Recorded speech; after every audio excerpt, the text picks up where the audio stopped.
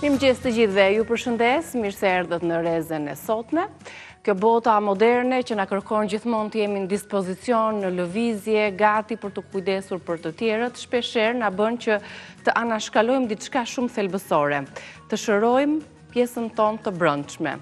Çfarë është shërimi i shpirtit? Pse nuk merremi shpesh me shërimin e shpirtit kur njohim shumë shërime të tjera, si sëmundje, dhimbjet fizike, të cilat i trajtojmë me medikamente, me mënyra të ndryshme alternative, por rrallë ose as pak nuk diskutojmë se çfarë është shërimi i shpirtit, si shërohet shpirti, si e kuptojmë që shpirti ynë është i sëmurë, si e kuptojmë që kemi humbur kontaktin me të.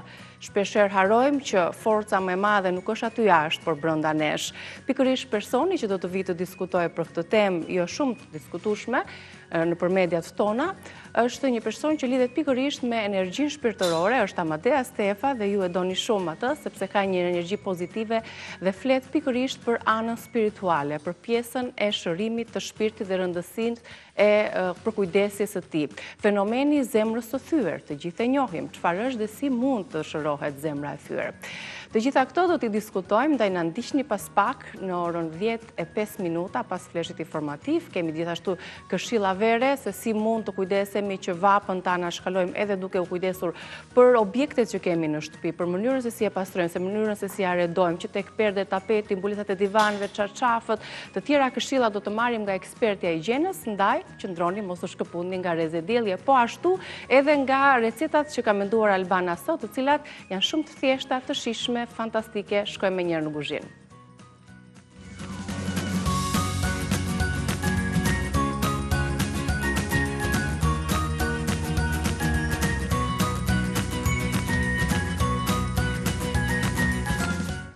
Ja, mirë se të gjeta në kuzhinë një herë. I përshëndesim të gjitha anvisat dhe veçanërisht anvisat cilat sot kanë vendosur që të gatuajmë paralelisht me ne. Na ndodh shpesh të dëgjojmë teksa komunikojmë me to, që gatuajmë, kështu që për ju që jeni aty dhe keni nxjerr pulën, e keni shkrirë ato ose e keni bler të freskët, bëni gati se këtu kam një mini kasape që po bën gati copzat e pulës për t'i përgatitur ato me patate. Fillimisht ta prezantoj pak recetën, sa bësh gati pjesën prerjen e pulës në copza, pulë me patate, rozmarin dhe limon. Kemi 4 kofsha pule, 4 patate mesatare, 2 limon, 3-4 degë rozmarine freskët, 4 thelpinj hudhër, 1 lug mustard, 3 lug vaj ulliri, 1 lug rigon, krip, piper i zi. Dhe ja tani vazhdojmë të bëhemi gati për ta nisur recetën, për hapin e parë. Jemi direkt tani. Do bëj pak patate, normalisht, edhe një pjesë të pulës. Pjesën tjetër ta bëj supë. Vapë është kështu, e mira vësh që pula të konsumohet një herë në javë. I lë pak sa më njanë dhe marr një thik tjetër, sepse aty kam prerë pulën.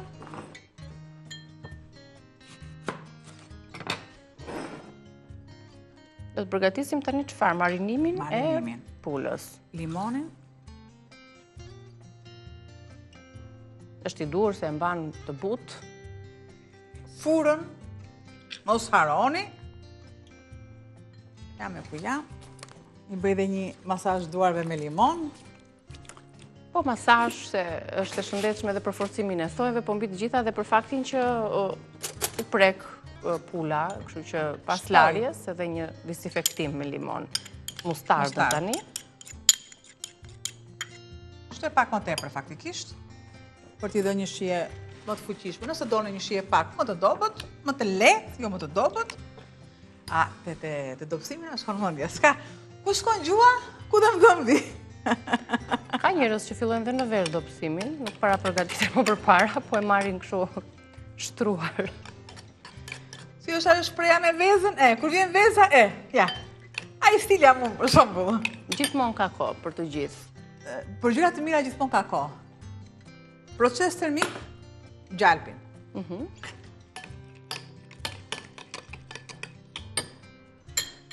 Do të shtoj 2 thelpi hudhra.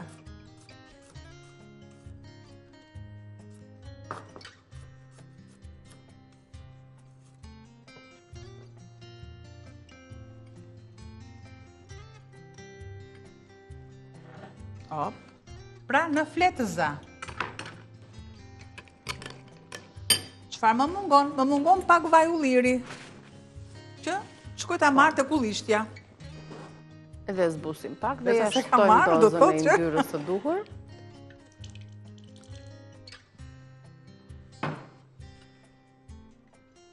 Kemi shkrirë aty edhe gjalpin. Këtu do të shërbej për ta marinuar pulën, patatet. Dhe dihet që mishi pulës, patatet shkojnë shumë me rozmarinën, kudo gjendet, përdoret, siç kemi thënë, në gatimin dhe në aromatizimin që japim mishrave, përdoret si çaj, përdoret në kozmetik. I shkon goxha. Po. Kur them nga ndonjëherë i shkon dhe i vjen. Asnjëherë në momentin që ne kemi shtuar rozmarin, asnjëherë nuk e lëm pa e mbështjellur me letra alumini. Këtu. Të tjerat I largoj. Marr patatet.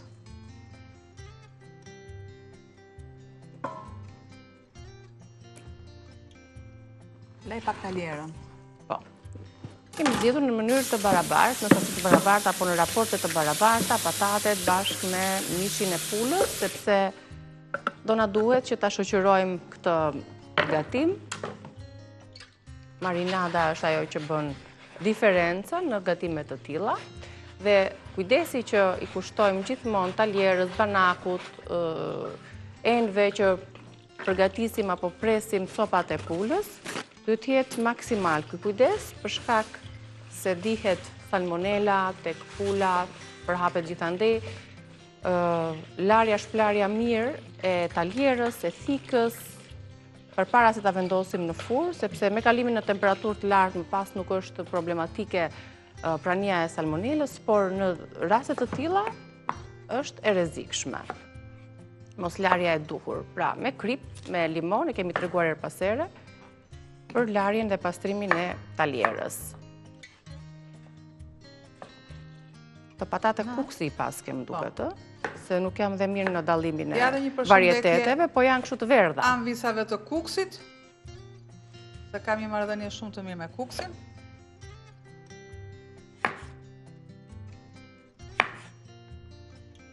Atëherë, këto patatet e tjera, normalisht kam lënë pak ujë poshtë, e shikoni? Shtoj të tjerat. Do marinohen në një tas, apo jo edhe mishi pulës edhe patatet. Nuk na duan veç e veç. Tani derisa unë të pres edhe patat, më merr dhe një tepsirë mbullake se detyrat nuk kam arritur t'i bëj mirë. Po marr të voglën. Këtë duash ti. Këtë duash ti.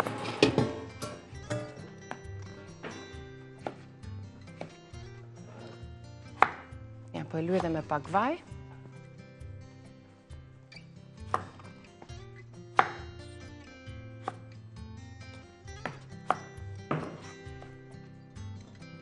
Edhe tjetrën.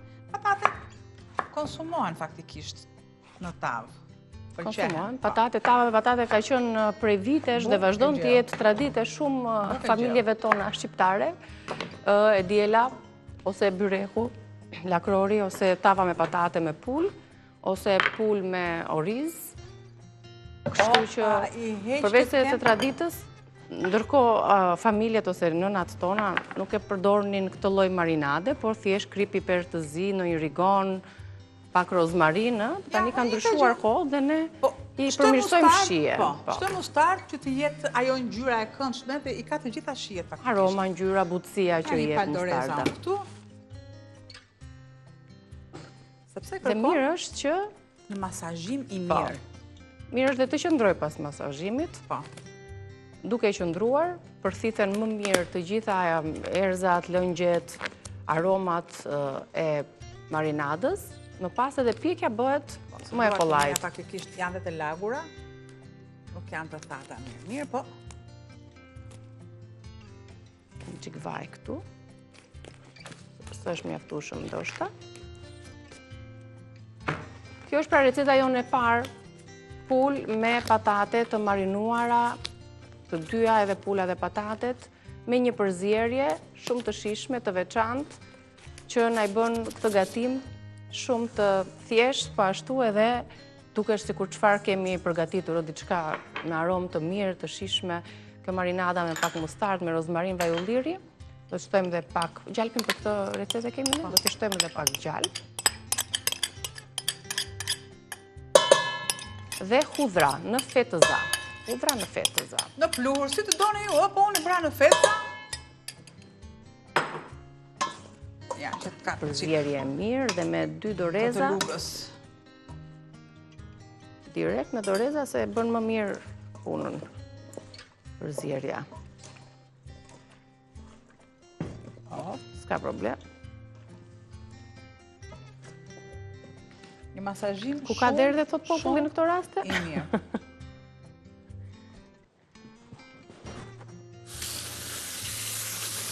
Dhe kjo mund të qëndroj për pak minuta në frigorifer. Ne mund të gjejmë pak kohën, sikur një freskit i japim aty, po do ishte mirë të qëndronte më tepër. Dhe më pas në i furrë të parangrohur, do të pjekim tavën me mish dhe patate. Ajo që thani kjo është, po të qëndroj është shumë më mirë se lidhen për bërësit. Por, ne duam që ta servirim, ta tregojmë pak deri në fund. Dhe direkt. Do ta pjekim, sepse deri në orën 10 që mbarojmë gatimin, të donim që ju ta shiknit të përfunduar. Ja, se mbase të lejojnë duar, vetëm pozicionoj pak pjesët e pulës, sipër, dhe një letër alumini niki do t'i vendosësh se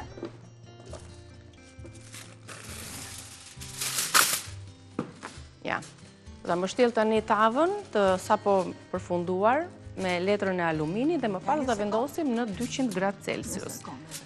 Do t'i shtojmë pak ujë rozmarine, që të mos na fahen apo ngjiten patatet. Edhe pakës fare për aromë. Një qik gjalp të mirë, fshati, për aromë i duhet. Kaq.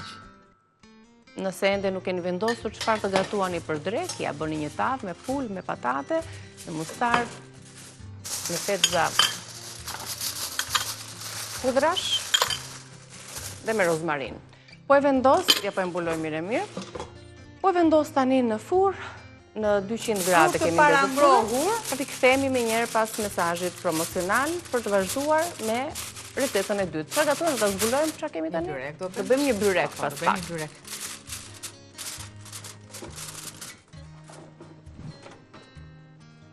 Dhe ne kemi nisur përgatitjet për byrekun e sotëm, e sjellim krejt ndryshe nga çdo byrek që kemi përgatitur deri më tani. E përbashkëta, emëruesi i përbashkët është padyshim i njëjti miell, brumi që kemi zënë. Mbushja pastaj do t'jetë ndryshe. Unë do doja që t'i tregoja fillimisht produktet. Kemi përgatitur brumin me miellin super nga Ola, me paketimin e kuq, një brum i butë, shkrifo do t'jetë në fund kur të piqet, petë që hapen kollaj fare, nuk ju mundon. Konsistenca e brumit është e tillë e duhura që nuk ju merr shumë kohë. Tani tek mbushja. Shihni pak pjesën e mbushjes. Qep të njoma. Bishtat apo edhe të bardhat i ke shtuar aty? Vetëm pjesën jeshile. Jeshile, po. Shtoj piperin, pakës spec të kuq, pluhur, rigon.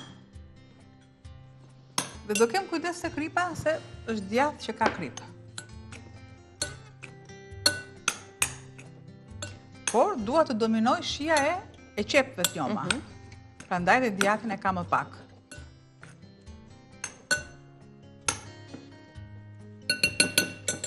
Po të dua unë.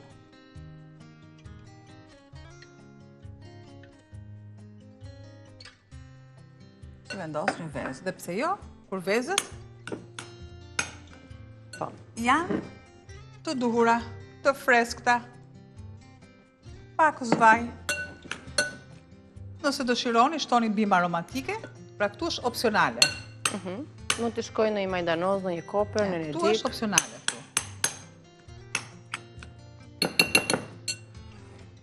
I largoj duke lënë vetëm të verdhën e vezës për lyerje. Që ta lujmë në fund pasi të kemi vendosur petët. Ja tani, këtu do ta zbulojmë brumin, që pa dyshim i kemi lënë kohën e dur për të qëndruar, që të mos merrnim kohën live, televizive, për ta treguar përgatitjen, por gjithsesi ne mund ta tregojmë çfarë kemi shtuar përveç miellit. Patjetër kemi shtuar krip, pak fare sheqer, vaj ulliri edhe uthull më pak se vaj ulliri. Pra nëse unë do shtoj gjysmë lugë vaj ulliri, uthull do shtoj çerek. Po. Pakës fare. E kam lënë diku të gjysmë ore patjetër që të vi. Dhe e punoj. E punoj që të përthithet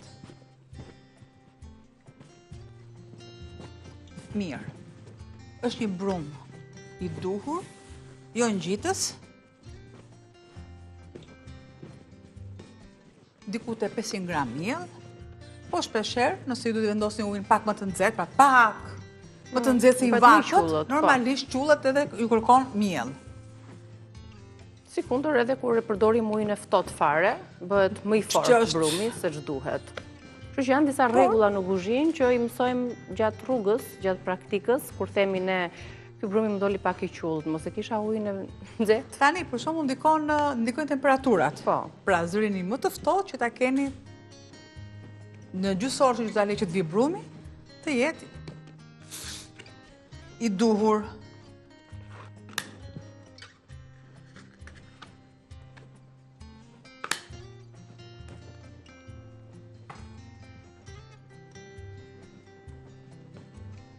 Byrek me qep të njoma dhe djath, kështu do t'jetë receta e përshkruar dhe hedhur me video dhe në kanalin ton në YouTube, në Reze Dielli. Nëse dëshironi isni një të verdh veze, nëse jo, keni përbërësit e brumit parën, 500 gram miell, gjysma e paketimit të miellit Super Ola, një lugë çaj krip, një lugë gjelle vaj, ujë të vakët sa të marë, brumi, rreth 200 ml, afërsisht më pak se një gotë e zakonshme, një seshte ose miell për hapjen e petëve. Mbushja ju kërkon qep të njoma 5-6 të tilla, duke marrë vetëm pjesën jeshile të tyre, 200-250 gram djath i bardh i thërmuar, pak piper i zi ose spec i kuq i ëmbël. Gjithashtu, për petët, do të përdorim gjalpin e shkrir ose vaj për çdo shtresë të petëve, dhe një të verdh veze për sipërfaqen. Dhe kjo është opsionale, por zakonisht këtë e përdorin anvisat për t'i dhënë ato ngjyrën plot shkëlqim byrekut, pjesë të sipme, i merr atë ngjyrën e kuqeremt, ka shkëlqimin dhe duket sikur është pjekur shumë mirë, pavarësisht se ne shumë mirë do ta pjekim. Patjetër që po. E ndihmon dhe e verdha vetë. Niki, çoj diku te 250-a. Tavën, no? Po, Mirë. sepse e kemi vendosur me letër alumini, nuk është problem.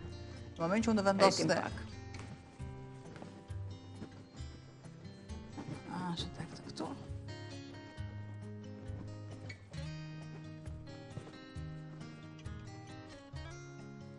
bëjmë një kështu ajrosje në fakt të mirë të brumit, edhe pse ka qëndruar. Qos nuk punohet mirë, shiko nuk mbritet top. Po. Mëroj. Ja, e tillë. E punoj mirë, si puna e robave. Edhe për këtë besoj na duhet ajo tepsia e rumbullakut. E ka marrë. Ka marrë 2 biles, të shoh madhsinë e petës sa hapet. Besoj ajo e aluminit do jetë e duhura. Ja, edhe tjetra. Ka punohen brumra, do të punohen deri në 20 minuta faktikisht. E punon, e merr sërish e punon, që të dalin ato petët e shkrishta. Jo më kot thonë që duhet punohen brumra, sikurse edhe tek për shembull kur punohet. Po.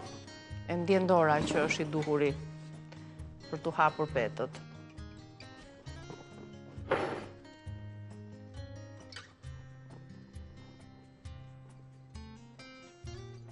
Pra, bëjmë një spërkatje të mirë, të petëve.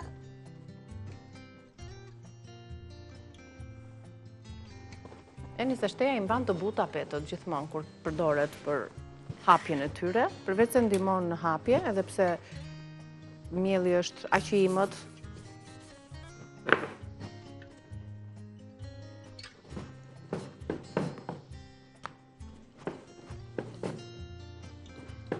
Edhe te hapja e petëve ka disa mënyra, për shembull kosovarët kemi thënë, ose pjesa e veriut, i përdor atë pite i quajnë ato, që i vendosin, i zhytin kulaçkat në vaj. Po. Petë që hapen pa oklai, po hapen përmes vaj, duke i mëshuar me dorë, derisa të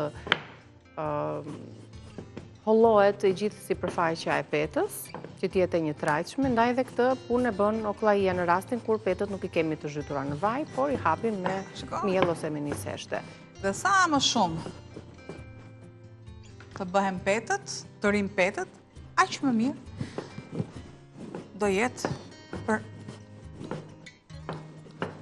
sa më shumë të qëndroj brumi, peta hapet të hapura ka që një pëllëmp, do të qëndrojnë dhe do hapet e madhja më kollaj pastaj për të shtruar. Janë disa qese që janë me fuska që vendoset gjithmonë disa pajisjeve të elektroshtëpiake që janë të ndjeshme ndaj ose paketimet që dërgohen me postë. Edhe ne ato po të shpim me një zhurmë, një zhurmë të tillë dëgjonat e brumi, sepse sa më shumë të vi brumi, aq më mirë është.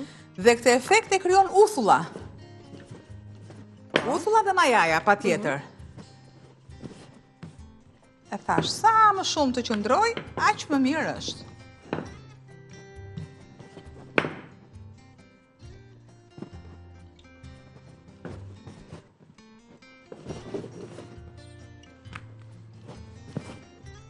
Dikumen, 3-5.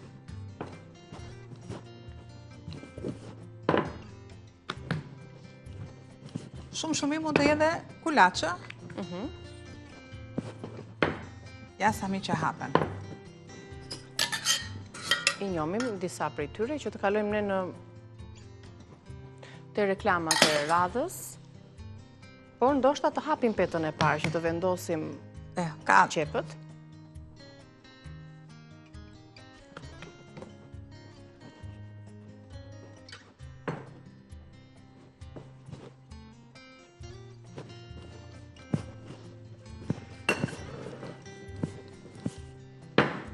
Atëherë në cilën të vendosim, ne nga tepësit marrim të përmbushjen që kemi, apo marrim këtë voglën? Sepse këto do mblidhen, nuk do rinë të hapura kështu. Ne do t'i mbledhim këto në petë. Pra nëse është të shkojmë në reklam, nëse s'ke po, ne do bëjt e petën tjetër dhe pastaj të regoj mënyrën. Se janë ca rregulla mediatike që si kthyem dot, kështu që është momenti dhe për mua është më mirë për brumin. E reklamës, po qëndron dhe lëshohet pak brumi. Rikthehemi shumë shpejt për të vazhduar me byrekun dhe për t'ju treguar dhe recetën e tretë. Mirë se u rikthyet, po ju mirëprisnim për të vazhduar byrekun ton.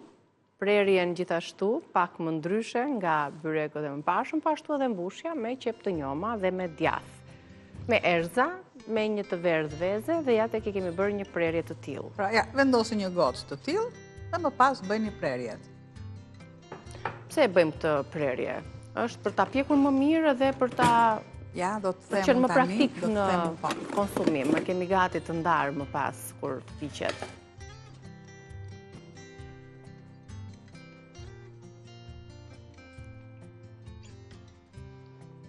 Me çik gjalp, se tani çdo byrek e do çik gjalp edhe yndyrën e bukur. O bëj o mos e bëj hiç. As shumë, as edhe të mos ketë fare të thatës, edhe shumë me yndyrë tani në verë nuk shijon e ngarkuar, se shoh da për shembull. Në këto që shiten kudo, kanë yndyrë të tepërt. Është pak e ngarkuar me yndyrë, po.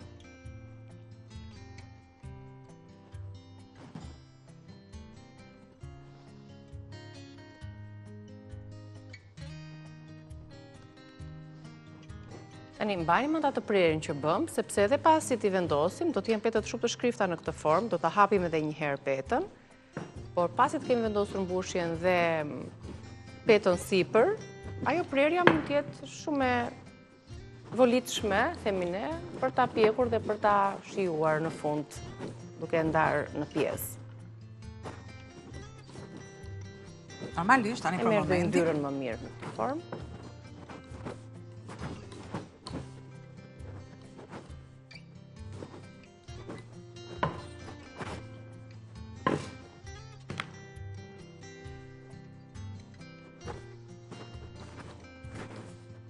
Derisa të filloj të marret pak veten, që petët të shkojnë në vendin e vet. Po.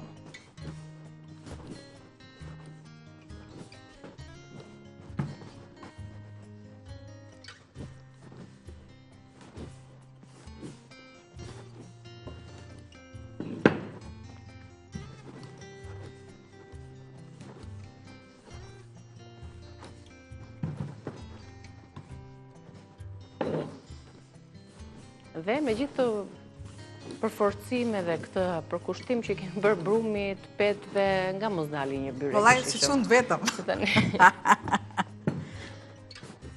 Sa kemi bërë të gjithë yzmetin, me palosje, pa palosje, me niseshte, me Shiko. qajtë. Shikoni format E petëve. E petëve. Në brëndësi. Ja. Pra, fillimi është paksa i vështirë.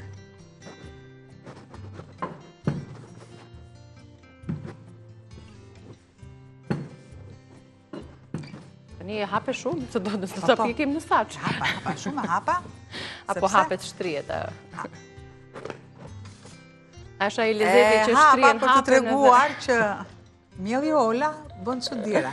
Është magji.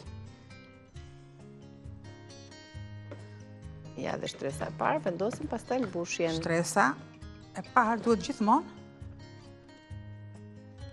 Duhet me plot, me trash.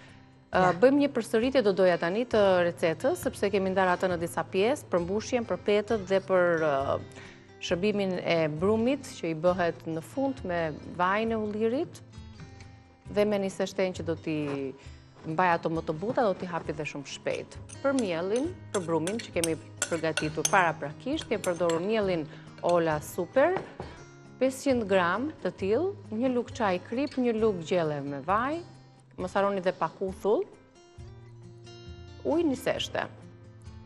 Për mbushjen, qep të njoma, pjesën jeshile të tyre, 200 apo 250 gram djathë të bardhë të thërmuar, pak piper të zi ose spec i kuq i ëmbël. Dhe petët i sprëkasim me gjalp të shkrirë, përdorim edhe një të verdh vezë në fund për sipërfaqen që kjo është opsionale. Tani do të merremi me shtresën e sipërme, me petën e sipërme. Laj pak duarte dhe e shpejt si rufe me kilet sa më lejoni edhe kilet e jem si rufe, se një rufe e rëndë.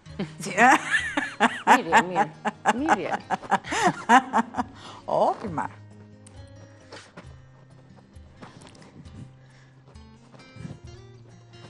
Shiko sa mi që punohet? Kjo ka qëndruar më shumë, ka dhe ato fluskat janë të dallueshme Më nëse shkrua afrohen. njëra një anvis në faqen time. Tha me shef Albana, si kur ti ishe tha pak me gjatë dhe pak me dobët. Po shtua, po do isha e përkryer, më mje kështu. Po ku kemi parë në shefe kuzhine? Pak me gjatë dhe pak me dobët. Do isha e përkryer. Ja që, kjo nuk më lem. Filloj dhe hap petët. Edhe ajo këtë ka patur në mendje, besoj. Të përkryer. Ka dashur të përkryer, po. Ja, dhe tani vendosim petën tjetër që të kalojmë tek qofte, do të përgatisim më pas ca qofte me kungulleshka. Kjo bëhet shumë shpejt, tani. Kjo bëhet shumë shpejt. Gotën në mes. Një. Hop, këtu. Një katrork. Opa. Disa i bëre më të mëdhaja, disa s'ka problem, sepse nuk më duhet ajo. Do bësh të njëjtën veprim. Po, nuk më duhet. Edhe një furçe. Për furçe do jap shpejt, nëse vërsim mendjen.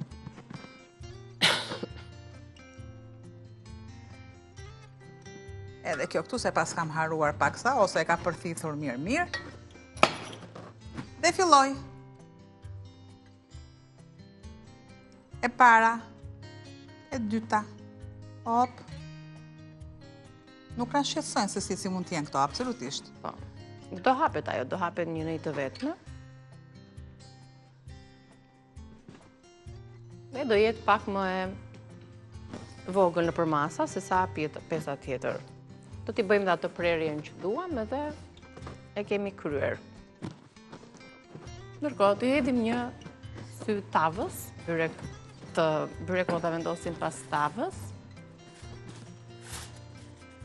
Mbase mund t'ja largojmë, Albana, letrën në alumin. Iqa dhe letra. Dhe i lëm të marrin një ngjyrë, të piqen. Mishi dhe patatja, vjen një aromë fantastike aty, shumë ndjellëse. Rozmarina dhe hudra janë dy komponentë që janë në super shije. Po.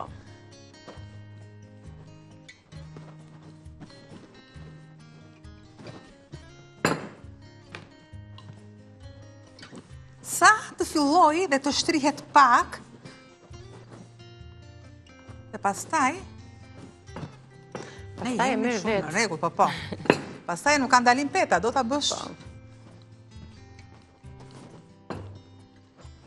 Gjithmonë punojmë ekstremitetet, ansoret e petës.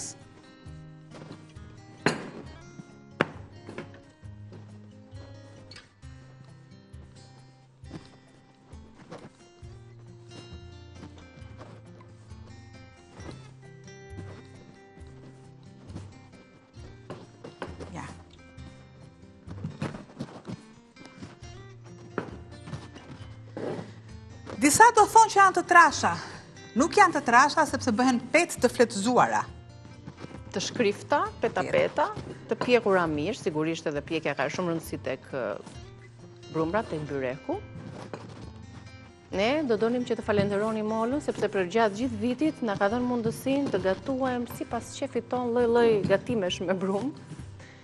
Byrek, buk, biskota, Shikoja, më të ndryshme dhe më të larmishme. Kemi përdorur të gjitha llojet në fakt olanës me mielin ola, që nga mielli i bardhë, mielli integral, mielli i thekrës, mielli i misrit, të gjitha kategoritë i zotëron më së miri. Shife se çfarë petësh hapen me mielin super, me paketimin e kuq për brumrat, për byrekët, përdoret patjetër edhe mielli për çdo përdorim, që është dhe më i kërkuar dhe më i përdorshëm nga visat. Dhe ai erdhi fundi dhe këtij byrekut. Do të kemi mundësi që ta spërkasim edhe me Femrat do t'i bësh tekniki këtu, edhe unë. Pastaj bëj një spërkatje me vaj. Spërkasim atë dhe bëhemi gati për qoftet. Unë thjesht i pastroj.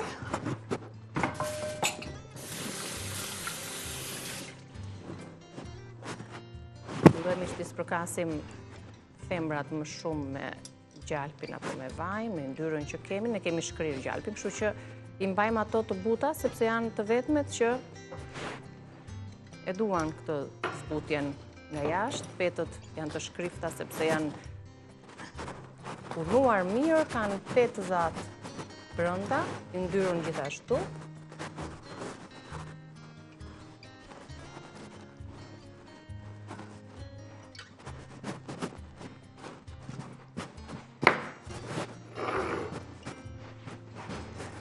Kam recetën tjetër, derisa Niki të bëj femrat, kam qoftet e kungullit, që mua më duhet nisë shteja, më duhet kungulli këtu, vaj, kripa. Me pak ato gjalpin? Piperi. Gjalpi këtu dhe normalisht me të verdhen e vezës. Des, patjetër do të ndes sobën, një tigan. Ta bëhemi gati ne, Regjena ndihmon me përbërësit e qofteve, të kungulleshkave. Janë tashmë mëse të sezonit që mund t'i shfrytëzoni në çdo mënyrë, si me kohë, si kemi sjellër pasere. Po, të skuqura në tavë, mund të bëhet një pjadin me kungulleshka, ne do bëjmë qofte sot. 1 kilogram kunguj të njomë për familjet tuaj, ne do të përgatisim më pak për të treguar si shembull. 2 lugë gjelle niseshte, misri, 2 të bardha vezësh të mëdha, krip piper të zi. Tani do të tregojmë hap pas hapi. Ja. Të gjithë verdhën vezë përdorim. Kunguj të njom. I presim në fetza të holla. Tek fetza të holla do shtoj dhe erzat sikurse dhe 2 lugë gjelle ose 1/4 në varësi të masës së kungullit që unë kam.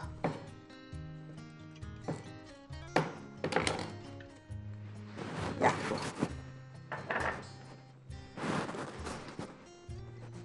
Po të duam ne i shtojmë edhe bimë aromatike.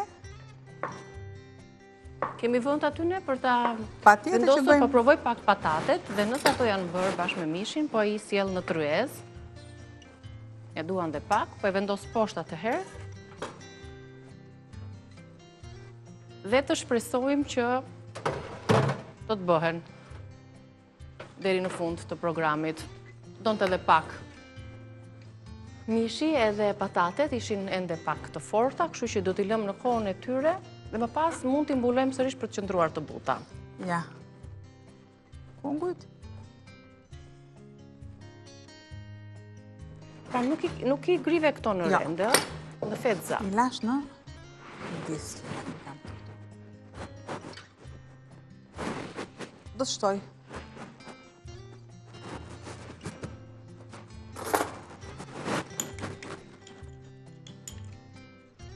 Masën e kripës. Pak. Piper. Ja. Nja, se me zërin tënd i ke rëzuar të gjitha. Me mikrofon, i ke shtyrë. Pra, shifeni pak, nuk është për... Nuk është për t'i grirë në rende kjo recetë, është pak më ndryshe nga në fetza të holla. I bie që e bardha e vezës, këto i lidh, i mban të lidhur. Pata 2 vezë, të bardha e vura këtu, dhe të verdhen, që konsumova, do shtoj. Nisë shten.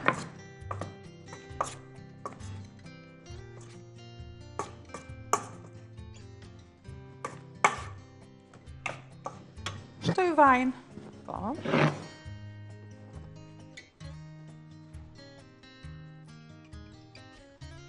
Pra, kjo mënyrë e përgatitjes së qofteve është kaq e thjeshtë sepse nëse i referohemi, kemi gatuar në qoftet me kungulleshka të grira, më duket kemi shtuar dhe karotën, ato lëshojnë ato lëngjet e tyre, duhet të shtojmë shumë miell, kanë më shumë punë.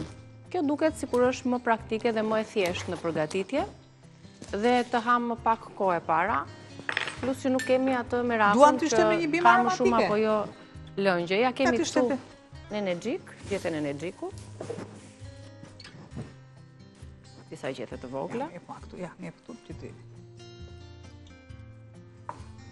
Tjeti thatë, të aromë qetësie dhe aromë të mirë që ka në energjiku.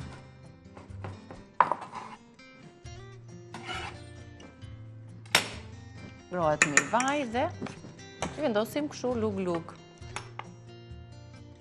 Edhe më të thjeshta dhe më të lehta në konsumim të tjenë.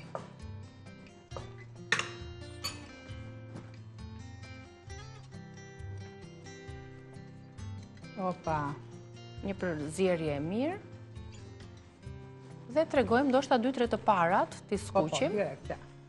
Sa të bëtë vaj. Që më pas, pse jo, i vazhdojmë me...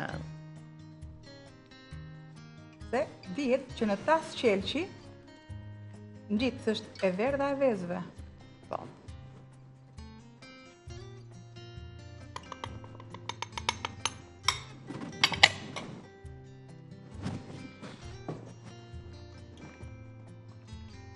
Pra, me qetësi, me dashuri, që mos të thyen, edhe akoma, derisa unë të ndjej erën e vajit, shiko, është krijohet kjo masa e qullit. Ja, kjo është e duhura tani. Krijohet kjo masa e qullit.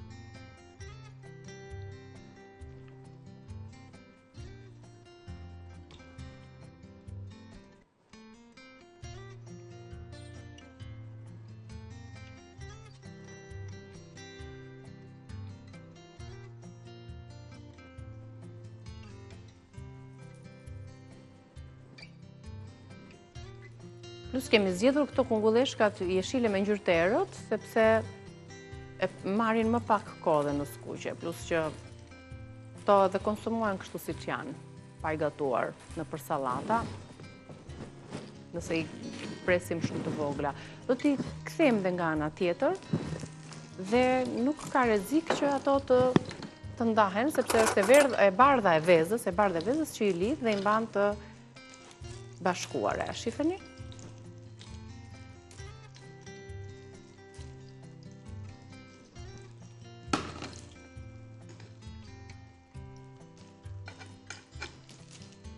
Ajo është bërë një kështu e madhe, një treshe me 3 pilla.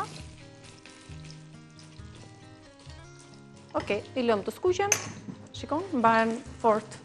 Sillim pa tavën në minutën e fundit, duhet të jetë besoj deri diku. Byrekun do ta shihni të përfunduar në fund fare të programit, po gjithsesi do doja që ta lija pa sjell këtë tavën me aromën shumë të mirë, me një shije shumë të njohur, edhe nostalgji. E vendosëm edhe byrekun për t'u pjekur, ndërkohë tava nuk di që të them ja kështu. Vjen aromë fantastike rozmarina, pak mustarda, hudhrat, vaj, gjalpi, të gjitha këto, kam mbajtur të buta. Kërce, do t'i provojmë pak, edhe nëse do pak më tepër kohë, sërish do ta vendosim ne para se ta konsumojmë. Edhe byrekun, edhe qoftet dhe gjithçka ka përfunduar. Do të keni mundësi që edhe në kanalin e Rezes Dielli në YouTube të keni mundësi t'i riktheni edhe një herë këto recetat e sotme, do t'i postojmë aty me video dhe me mënyrën e përgatitjes. Kështu që mos i humbisni, do ja rikujtojmë vazhdimisht komunikimin dhe komunitetin që jemi bashkë në sepse mos harroni që duhet gjithmonë të qëndrojnë, a? Po. Lidhet më mirë veza në fiks masën. Ja, tek e keni. Pjesën tjetër këtu. Super. Vazhdojmë me pjesën tjetër, ndërkohë ne ju përshëndesim nga kuzhina, do t'ju pres pas pak në hapësirën tonë të Rezes në orën 10:05 minuta pas fleshit informativ, do të flasim për një shërim të veçantë që shpesh e neglizhojmë dhe anashkalojmë, shërimi i shpirtit.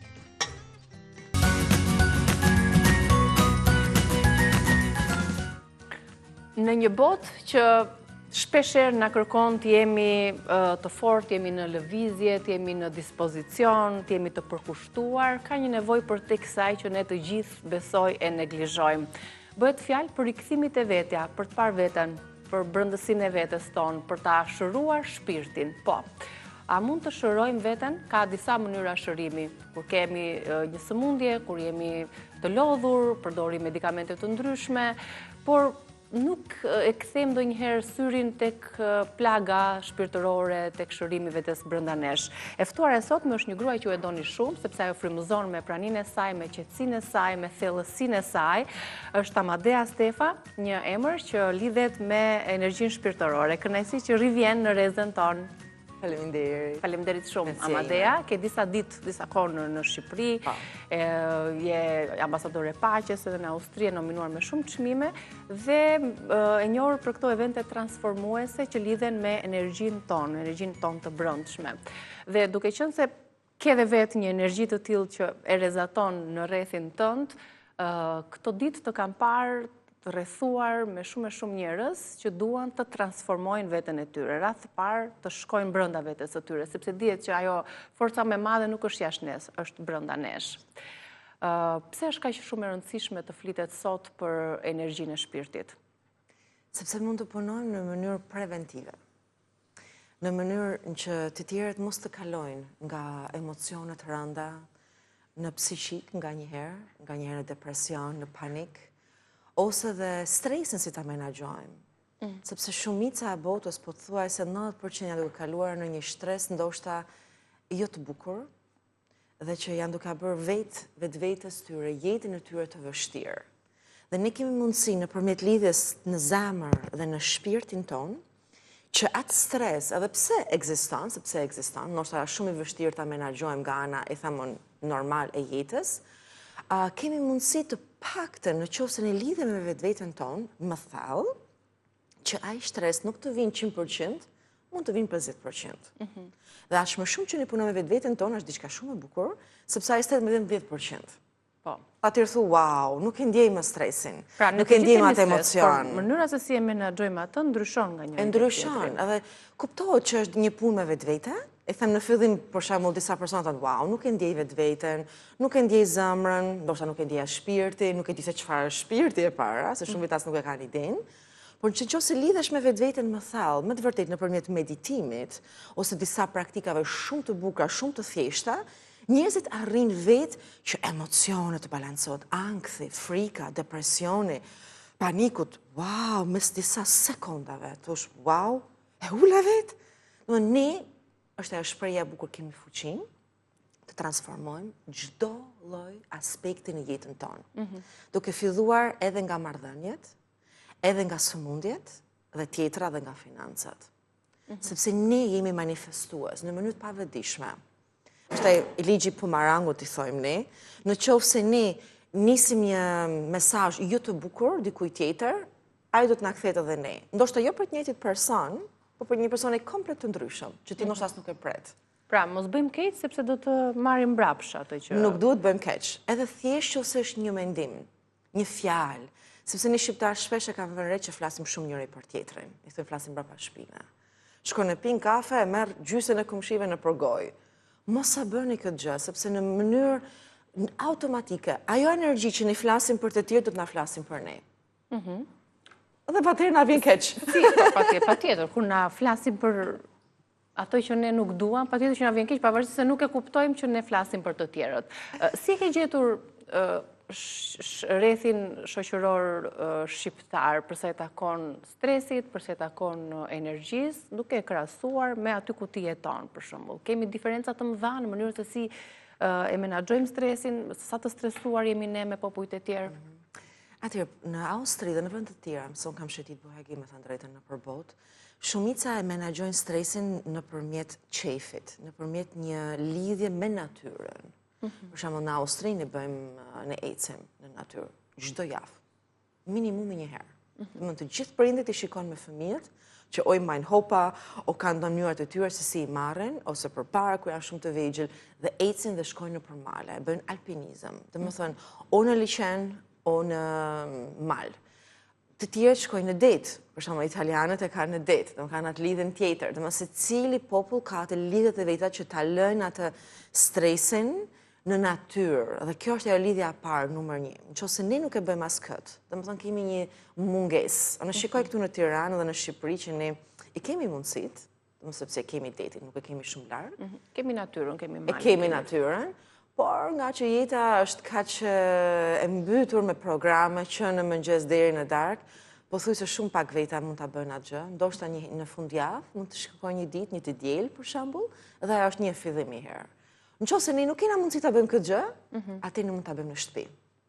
Dhe një ndër mënyrat që ne në Europë kemi filluar dhe në Angli që është shumë e zhvilluar, është çdo gjë ti e bën nëpërmjet muzikës. Dëgjon një muzikë të bukur edhe nëpërmjet punës, mes të punës. E lën punën 3-4 orë që ke punuar dhe e ke shikuar që wow tani stop dhe ndiqon diçka të bukur. Një muzikë qetësuese, jo një muzikë që të bën bum bum bum, i them personave sepse ajo nuk të qetëson, është komplet e kundërta. Domethënë edhe një herë truri duhet fuhet në punë, ne na duhet të qetësojmë mendjen. Momentin që mendja qetësohet, qetësohet zemra.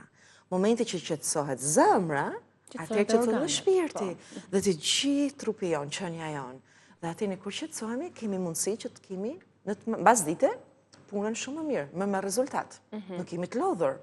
Eventi që të solli këtë herë në Tiranë është një event që edhe nga mënyra se si ti e kishe organizuar, ishte shumë e veçantë, por edhe pyetja që shtron është a mund të shërojmë shpirtin? Pse është e rëndësishme sot të shërohet shpirti dhe si e kuptojmë që shpirti ynë është jo në formën e duhur, i sëmur, le të themi, ose i coptuar? Sepse shpirti jonë është si ai kompjuter që regjistron datat.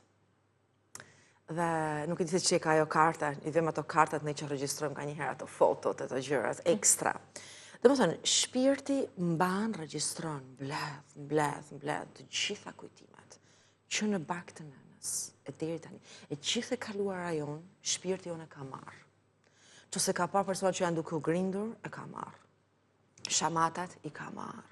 Njerëzit që nuk na dojnë, edhe pse ai shpirt, domethënë, nuk e ndjen, domethënë, nga ana sepse ndoshta as nuk është prezent, shpirti din çdo gjë, që dikush ka fol keq për ty, që dikush nuk merret, nuk mendon diçka të mirë për ty. Dhe i merr akumulon, dhe kur vjen momenti dikur e thot, "Oh, stop, shpërthen." Dhe shpërthen në mënyrat ndoshta krejt që tjerat thot, "Wow, në sëmundje, në emocione", dhe ja jep trupit ton atë ndikimin. Prandaj duhet gjithmonë shpirti së pari të shërohet, sepse janë rrënjët e pemës. Në qoftë se ne nuk kemi rrënjë të forta në pemë, atëherë ajo pemë do të lëkundet me çdo lloj ere të fortë dhe do të rrëzohet një ditë. Si shumë njerëz fatkeqësisht me kalimin e viteve rrëzohen, thonë nuk mundem më, o kalojnë në një smundje ose kalojnë në diçka tjetër. Rëndësia është që ne të punojmë me shpirtin, që ta lëmë këtë pemën e jetës tonë dhe këtë trup që kemi në formë të bukur, që të mesim të rinj. Nuk kemi nevojë të plakemi shpejt. Edhe plakja është një proces sepse tregon që shpirti është i lodhur. Sepse nëse ne kena shpirtin e fortë, nuk plakemi shpejt. Kështu ne në terma të përgjithshme, pa e kuptuar mirë, kemi këto shprehje që më plase shpirtin, apo populli përdor fjalët ose shprehje të ndryshme popullore që kanë bazë shpirtin. Pa e ditur çfarë është ai dhe pa e ditur se çfarë marrëdhënie duhet kemi dhe kemi realisht ne me shpirtin ton. Është e vërtetë, dhe prandaj unë i them gjithë njerëzve që i takojnë jetën time, lidhu me shpirtin. Ato si të lidhem? Foli. Foli si duke i folur vetvetes në pasqyrë. Shpirti duket si ti, është i çik më i bukur. Rrezaton më shumë dritë dhe ti thua shpirtit, shpirti im të dua shumë. Mirëmëngjes. Të lutem ec me mua këtë ditë, më mbro, më ndihmo. Që së bashku të lëshojmë ato temat, ato emocione, ato blokadat që kemi marrë, sfidat, ti kthejmë dal nga dal në qetësi me dashuri. Sepse dashuria është ai komponenti që ne po japim vetvetes dashuri, edhe ajo, si më thënë, si instancë që jeton brenda nesh, sepse shpirti nuk është jashtë nesh, është brenda nesh, atëherë mundohet që të shërojnë brenda teje. Nëse ne kemi probleme me mëlçin, foli me shpirtit. O shpirti më ndihmo ta pastroj çik mëlçin se kam hëngur shumë rënd. Mbrëm. Edhe shpirti ka fuqinë që thotë, "Okej, ta shikoj një herë sa u ndyr ke hëngër", dhe më të ndihmon edhe gjatë natës kur ti duke fjetur. Ne krijojmë atë kontaktin që kemi humbur ose lidhjen që kemi humbur me veten tonë apo jo. Kemi humbur me vite. Si dallon ti Amadea një person që ka humbur kontaktin me veten? E dalloj sepse shumë gjëra nuk i realizohen në jetë. Kanë sfida të tmerrshme, i them shumë të forta, dhe akoma nuk e kanë kuptuar që ato sfide janë thjesht për mësim. Që janë duke u dhënë nga kjo instancë që hej, zgjoju, ti nuk i duke ecur në rrugën e drejtë. Në qoftë se unë rri e xam 10 orë në këtë mënyrë, tani se jam ulur, unë do të kem dhimbje shpine në darkë. Edhe ti e njëjta gjë, nëse ti rrin gjithmonë kështu e xam, do të kesh dhimbje shpine në darkë. Dikur shpirti do të tregojnë, hej, tu ti nuk je në rregull. Domethënë, mundohet të rish drejt. Mundohet të, mase të kesh kryer për shembull intervistën, të hapësh një çik kraharorin, të bësh një çik do ushtrime që të çlirohesh i fije nga trupi. Domethënë, ne nëse nuk e ndëgjojmë këtë zërin e brendshëm që ne themi intuitën e brendshme ose zërin poshtë barkut ton, atë nuk ecim rrugë të drejtë. Dhe shikojmë personat. Personat që nuk Është mirë pra të dëgjojmë intuitën në rast. Duhet ta dëgjosh intuitën e brendshme. Dhe ta zbatosh. Se shumë veta ndëgjojnë, por nuk e zbatojnë. Nuk e zbatojnë. Ne mund ta dëgjojmë, por nuk e zbatojnë. A gabon ndonjëherë intuita jon? E themi pse dëgjova ose pse rodha, apo gjithmonë e pagabueshme, gjithmonë e drejtë dhe duhet të ndjekim gjithmonë zemrën. Me thënë të drejtën varet se si je ti në atë moment, se si është ai person në atë moment. Nëse ti je me të vërtetë ndëgjon atë intuitë që të thotë, "Hey, shko djathtas", më shko djathtas, ka një qëllim. Ose bëre këtë gjë. Merre këtë person në telefon, merre. Janë disa intuita që me të vërtetë tjerë të thënë, "Wow, kur e kam bërë këtë gjë", me të vërtetë më ka thënë personi, "Si e ditë ti që më ke marrë në telefon se unë kam menduar për ty?" që ne thëmë déjà vu. Sepse shpirti din më shumë se sa mendja jonë, logjika jonë, dhe nëse ne ndjekum, ne vetëm përfitim kemi. Ka njerëz që janë të ndrydhur, që e ndrydhin shpirtin, që nuk bëjnë gjërat që shpirti i do, intuita i do. Çfarë pasojash kanë këta njerëz, këta individ? Që nuk arrin dot të kënaqen e të dëgjojnë atë që ju përmendët. Me thënë të drejtën, shumica atyre kalojnë në emocione dhe në sfida shumë të forta. Disa kalojnë në depresion, disa kalojnë në sëmundje, në kancer. Për shembull, kanceri është një prej sëmundjeve që vjen si rrjedhoj, sepse ne nuk dëgjojmë vetveten. Dhe inflamacioni në trup tregon që ajo energji që është akumuluar është tepër. Sidomos për ne femrat, që mbajmë, nuk e ndëgjojmë atë zërin e bëjë, hej, fol, shpërthe, trego. Është ajo që ne themi që i ka mbajtur shumë gjëra për brenda, nuk është hapur, nuk i ka komunikuar me dikë dhe duke mbajtur atë stresin, atë energjinë brenda vetes, sigurisht që ka dëmtuar dhe ka sjellë në një fazë të tillë të rëndë fizike tashmë, jo vetëm shpirtërore. Ajo është instanca e fundit, domethënë që trupi kur e manifeston trupi, manifestohet edhe në parë, financat e personat. Është një manifestim. Çdo gjë materje që ne prekim është manifestim. Më çdo gjë që është manifestuar që nuk është e mirë, tregon që këtu diku gjatë kësaj rruge, i them kësaj udhëtimi, nuk kemi qenë rregull. Domethënë, nga mesazhi i shpirtit, informacioni, se shpirti është informacion, informacioni i bukur i pastër, të shkon në zemrë, dhe nëse zemra dhe mendja jo nuk e kanë përpunuar akoma, sepse mendja ka egon, thotë, jo, me pse ta marra telefonun, të marrin e mu përpara në telefon. E dini është gjena shojnë në shqiptar. Jo, 2 herë ka marrën të marrin ai tani. Po jo, me kuti kur e keti intuitën që të thotë merre, mos rrit diskuto, analizo. Dhe sepse analiza i tregon egon e personit. Kjo është ajo, domethënë egoja thonë është një shprehje shumë e bukur indiane, është armiku numër 1 i njerëzimit, sepse ne duam, ne krahasojmë. Jo vetëm i shpirtit, por në gjithë. Jo, egoja e njerëzimit është më shumë e mendjes, sepse ne analizojmë gjërat. Ne të gjithë njohim disa shërime, pra ne shërohemi përmes ilaçeve, mënyrave alternative, kush zgjedh të përdori, le të themi, erzat, bimët medicinale, dikush medikamentet, pra për të shëruar anën tonë fizike kur jemi të sëmurë. Por ende në shoqërinë tonë, ende nuk është e njohur, ndoshta përmes jush, përmes eventeve transformuese që u sill një herë pas here, sillim këtë konceptin e ri të shërimit të shpirtit. Sa e kanë përqafuar, le të themi, njerëzit këtu në Shqipëri këtë teknik? Pra, sa duan realisht njerëzit dhe sa të interesuar janë të shërojnë edhe shpirtin? Me të drejtën shumë interes ka, jo vetëm nga ana shqiptare, nga ana Kosovës, Maqedonisë, kudo, në të gjithë botën. Rëndësi ka që ne duhet ta kuptojmë një gjë si shqiptar, sepse raca shqiptare është shumë racë inteligjente, i kap gjëra shumë shpejt. Por kalojnë një çik në dembelizëm. Domethënë, ka prej atyre që thonë, wow, e zbatoj çdo ditë. Janë shumë të përpikt. Por nuk e kanë atë, i themun, atë vullnetin, sepse e kanë për shembull raca austriake, gjermane. Ato kur e marrin përsipër, ato dalin çdo ditë e bëjnë vrap. Moj t'jetë shi, t'jetë borë, imagjina në borë të dalësh të bësh vrap. Thuaj një shqiptar i del ti në borë, ai tallet, thotë në Terezi, thotë ti, ik më thotë se më mardhas. Është e njëjta gjë dhe me meditimin dhe me praktikat. Nëse ti nuk e bën çdo ditë meditimin, dhe këtë nuk kena nevojë të dalim në borë, as në shi, ke mundësi ku do ta bësh, në punë, në zyrë, në shtëpi, që kur qosh në mëngjes 5 minuta të marrësh për vetveten tënde, ose kur kthehesh në darkë, para se të bish në gjumë, i them 5 minuta. Edhe ato 5 minuta nëse ti nuk e ke kohë, atëherë më fal. Sa mirë marr kohën për të larë dhëmbët. Po janë përfituese, nëse këto janë kaq përfituese më shumë se sa të lësh dhëmbët.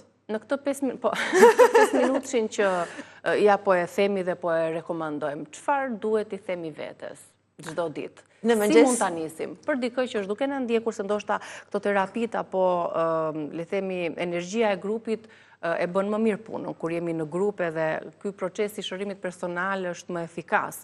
Por ndoshta kur jemi vetëm, disa këshilla që mund t'i themi publikut. Unë do të bëja një këshill në mëngjes. Së pari, frymëmarrja dhe vizualizimi. Të mbyllni syt, mund ta bëjmë edhe tani me ju së bashku, të gjithë kudo që jeni. Thjesht mbylli syt. Dhe nëse ke dëshirë, mund të marrësh 5 gishtat. 5 gishtat janë simboli i çdo elementi dhe çdo organi kryesor. dhe të sistemeve. Do në çdo gisht simbolizon një element, pa në edhe 5 si 5 yjet. Pa ka shumë 5 cepa ka ylli, e njëjta gjë dhe 5 elementet. Ndërkohë është rastësisht me unaza që t'i mban në gishtin e zemrës, apo? Jo, nuk më binte këtu më, se jam... Okej, thashtë mos kishte ndonjë kuptim se tani energjia, universi, të gjitha këto duhet shpjeguar. Edhe interesant, njëjtën gjë dhe partnerit tim nuk i binte më këtu, na ka të dyve këtu. E kemi bler, kur kemi qenë në Greqi, kur ishin gishtat i qik të ajnëtur nga nxehtit, dhe na bite këtu në fillim. Më vonë, kur arritme në Austri, nuk na radhë. E keni të dy aty. Por kjo është zemra. Në gishti mesit është zemra qarkullimi i gjakut, tensioni për shembull. Në qoftë se ne marrim të 5 gishtat, dhe ti me këtë dorën tjetër e rrumbullakon të pestat, po një qik fort, jo kështu lehtë, si më thënë, aha, si më qenë, e bën një qik fort, pak a shumë 80% të forcës tënde, dhe i vendos poshtë barkut. E vendos këtu poshtë, krejt kollaj. Dhe mbyll syt, dhe thuaj, rilidhem tani me të gjithë organet e mia. Dhe i jap dashuri të gjithë organeve. Dhe ti nëse njeh për shembull, din që ke një organ që nuk është mirë, për shembull dikush ka probleme me sistemin e frymëmarrjes, sepse ka grip, ka kaluar gripin, thuaj i jap dritën dhe dashurinë sistemit frymëmarrjes, mushkërive, bronkeve, dhe mundohesh të vizualizosh sikur i duke sjellur një dritë të artë, një diell në krahror. Dhe thuaj shpirtit tënd, zemrës tënde, shpirti im, zemra ime, më ndihmo sot që të forcohem, të shërohem, të shëroj ato organe, ato sisteme që ka nevojë sot për mua. Të rikthehen dhe një herë ashtu siç kam qenë fëmijë i vogël, plot shëndet. Të forcoj sistemin imunitar. Edhe të forcoj mbrojtjen, sepse nganjëherë kemi nevojë për mbrojtje, që mendimet negative të personave mos të vinë tek unë. Të forcoj mbrojtjen edhe të jashtme dhe të brendshme. I them ne është një tri që rrezaton edhe jashtë trupit tënd, që të mbron si një diell. Dhe thuaj kjo dritë shtohet, shtohet. Ky është hapi i parë, që të flasësh me vetvete. Dhe hapi i dytë ti merr frymë, e mbush barkun dhe e mban për disa sekonda, 5 deri në 8 sekonda, aq më shumë, aq më gjatë, aq më mirë. Dhe e mban dhe e lëshon. Mund ta lëshosh nëpërmjet gojës, është më kollaj, e merr edhe një herë frymë. Këtë gjë e bën 3 herë. E mban, e mbush trupin tënd me dritë, dhe lëshon blokadat nëpërmjet shfryrjes. Thulshoj, ato që nuk më duhet më. Kam pas stres me fëmijët, për shembull, ose me partnerin ka njerë jemi grindur. Dhe lëshon, pasi e kim mbajtur disa sekonda. Këtë gjë mund ta bësh edhe gjatë ditës dhe hap syt dal nga dal dhe e vën rënë që ndihem më i qetë. Ka ndodhur diçka brenda meje. Këtë në mëngjes, mund ta bësh edhe gjatë ditës, kur e shikon që ke filluar stresi, puna, tensioni, migrena për disa persona i shkon sipër, edhe sepse migrena dhe shumë sëmundje ndodh sepse ka shumë energji që akumulohen nga stresi, nga mendimet e shumta, që duhen të ulen poshtë. Ka rëndësi nëse këto i mendojmë apo duhet i themi? Fjala e thënë është më e fuqishme apo e menduar? Nëse e thua është më bukur, nëse ti ke persona afër teje, të lutem mos e thuaj, e thua në mendje. Është e njëjta gjë. Domethënë, nëse i në punë, për shembull na kam bërë punë, ose shpesh kam shkuar në banjo, kur kam qenë menaxhere, se nuk doja, dhe shkosha në banjo edhe bësha vetëm fuqinë e frymëmarrjes, që është një ndër fuqi shëruese më të forta. Masha frymë dhe lëshoja frymen. Dhe çdo energji që kisha sipër, thosha e ulsha poshtë. Sepse kur kemi mungesë këtu poshtë, atëherë sëmuremi. Sepse këtu është baza, është një qendër që quhet qendër energjetike, dantjeni i poshtëm, që është për vitalitetin, imunitetin edhe për përqendrueshmërinë, energjinë dhe komplet imuniteti forcohet. Rëndësishme është që ushtrimet e frymarrjes të bëhen çdo ditë apo jo? Çdo ditë. Sidomos kur Është si karikimi një baterie të ngarkuar. makinës. Nëse ne nuk e karikojmë baterinë, kemi lënë makinën disa kohë pa ndezur, ne e dimë që ajo bateri do të vdesin. Është e njëjta gjë kur nuk i japim benzinë makinës ose dizel, e njëjta gjë, ajo makinë nuk do të niset. Efikasiteti më i madh është në natyrë, në ajër të pastër. Ajo do të ishte ideale. Gjelbërim që është më. Por edhe nëse ti vizualizon natyrën, nëse nuk e ke të mundshme, edhe ajo është një rilidhje, sepse rilidhesh me informacionin e natyrës. Thu rilidhe me natyrën, rilidhe me informacionin të gjithë pemëve, të gjithë erëzave. Erëzat ne i pim, me të vërtetë në formë çaji, dhe të na bën shumë mirë. Por njerëzit harrojnë që ajo erës ka një informacion. Nëse ti nuk lidhesh, ajo erës bën gjysmë për gjysmë punën, 50%. Nëse ti dëshiron që 100% të funksionojnë tek ti, lidhu me erëzën. Po. Për sa i takon ushtrimeve të frymarrjes, është një proces që edhe personat cilët vuajnë nga ankthi apo nga çrregullime të tjera, ju këshillohet vazhdimisht ta përdorin këto ushtrime të frymarrjes, sepse furnizohet, po, njerëzit që kanë frikë, që kalojnë atak, paniku, por si duhet të realizohet mirë ushtrimi frymarrjes, pra marrja frymë me hund, dhe nxjerrja më pas me forcë, me gojë, sa sekonda duhet mbajtur, dhe sa rëndësishme është për shembull ky proces për disa organe jetësore. Sepse ato furnizohen më mirë me oksigjen apo jo, dhe le themi furnizimi me oksigjen i bën që të punojnë dhe më mirë apo jo. Unë ja këshilloj në fillim, është një metodë shumë e veçantë, shumë e bukur, që ti sidomos kur ke panik, ke depresion, nuk ndihesh mirë, ose mund të kenë dhe persona që thënë kanë frikë të futëm në ascensor, të fluturojmë avion, në ambientet të mbyllura. Gjithë këto gjëra që i keni me vetdije janë shumë të kollajta të transformohen nëpërmjet frymarrjes, por edhe vizualizimit. Ti vizualizo dhe bën sikur mund të vësh edhe gishtat. Për shembull, mund të vendosësh një fjali pozitive secilit gisht. E thon gishtit të parë, dashuri i jap zemrës time. Dhe mendja ime tani qetësohet. Merr frymë. E mban. Tani jep dashuri të dytësh. E mban disa sekonda. Nëse e mban 5 sekonda, shumë bukur. Numëro 1, 2, 3, 4, 5, 6, 7. Ti në atë sa ti të mundesh. Kur thu nuk mundem më, lëshoje dhe shko te gishti i dytë. Jepi gishtit i dytë një fjali tjetër.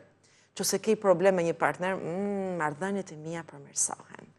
I dashuri më don, më respekton. Jepi të kundërtën. Marr frymë, e mban disa sekonda. Nëse ke depresion, shko prapë te gishti i tretë dhe thuaj, unë lëshoj çdo temë të vetdashurisë. E dua vetveten, e vlerësoj vetveten time. Dhe nëse kam dëgjuar persona që kanë folur keq për mua, nuk më kanë vlerësuar, çdo fjali që ka ardhur tek unë si informacion, unë e lëshoj. Nuk e mbaj më. Dhe herë marr frymë. Ti bën vetëm të kundërtën e temës tënde. Kret kollaj. Ti bën afirmime, dhe më thënë fjali pozitive, që janë e kundërta e sëmundjes tënde. E kundërta e emocionit tënd. E kundërta e temës, e sfidës që ke. Ke sfidë me pare. Thuj me kam pare. Paret po më presin. Konta ime do të mbushet. Do të gjej një punë të mirë. Do të gjej personat e duhur. Që do të ndihmojnë. Do ta bësh disa herë. Manifestoje, pra. Do ta manifestoj. Manifestimi. Pse në disa persona ndodhet për sa persona jo? Është interesant. Disa persona dinë të vizualizojnë, dinë ta bëjnë me zemër, me shpirt, disa nuk dinë. Me thonë nuk e di, besoj se besoj. E para. Së dyti, disa persona kanë që në fëmijëri kanë dëgjuar një fjali ose një setting, i them unë, një besim të gabuar që ka mbytur deri në moshën 20, 30, 50 vjeçare. Exam. Unë kam dëgjuar shpesh këtë fjalën gomaric. Ik moj gomaric, ik moj budallic. Do të thënë ishin gjithmonë në Shkodër që të fyti tjetri gomaric, budallic, idiote. Mi po kemi këto fjalë në shqiptarët shumë. Kur ti e ke dëgjuar 100 herë atë fjalë, duhet 100 herë ta rikthesh me dashuri, nëse ke dëgjuar 1000 herë, do ta bësh 1000 herë. Se ti thonë po pse? Sepse e ke dëgjuar më shpesh.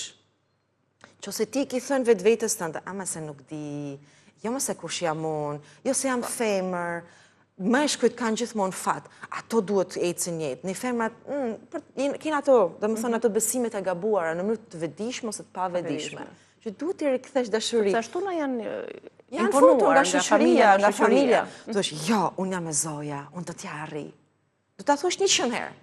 Deri kur informacione që ti, domethënë e ke mbushur, i themën atë kupën me informacione jo të mira, zbrazë më, të mbushet me informacione të mira. Ndoshta nuk mund ta thuash 1000 herë të gjithkohën, e thu 10 herë, e thu 20 herë, 30 herë, deri kur ti thua, më kam filluar të ndryshojnë. Unë kam pas një vajzë që ka lënë punën e saj mbas 16 vite punë, ose 20, nuk jam e sigurt. Të ikësh nga kaq vite punë, që ka qenë domethënë në më kryesorët në atë profesion, sepse intuita saj ka thënë, jo, do të bësh diçka tjetër, që nuk është për ty. Dhe më të vërtet ka sukses. Edhe kam marrë tha pjesë në atë seminarin tënd, dhe tha mrapa tha kam manifestuar brenda 1 jave. Më ka ardhur shoqja ime, më ka thënë kam një dhëmë shumë të bukur, ke dëshirë ta marrësh, që të bëjmë diçka bashkë. Dhe është bërë mësuese pilates. Dhe tani ka shumë sukses dhe thot nuk kam më nevojë të shkoj në punë aty dhe ka lënë punën. Super, dhe është ndihet e plotësuar. Kur është era e fundit që i kemi thënë shpirtit ton sije, se di. Ndoshta bota do ishte më e mirë, më e dashur, më e qetë, më e paqët, nëse njerëzit do të kishin luftra. Nuk do kishte luftra, do të ishin në paqe me veten e tyre dhe do të ishin njerëz më të mirë. Kështu që edhe ne duhet i përqafojmë. Faleminderit Amadea që përmes teje sillim këto evente ose këto trajnime ose mënyra teknika çliruese për të njohur atë që deri tani ndoshta ka qenë i padukshëm dhe i fshehur aty në skuta dhe duke na lënë të kuptojmë që dritëza fshihet brenda nesh. Faleminderit shumë për prezencën tonë dhe si gjithmonë e mirëpritur në Reze Dielli. Ka publicitet, më pas kemi regjistruar një bisedë me Eva Ekonomin për kujdesin e shtëpisë tani në Verë. Ndiqeni.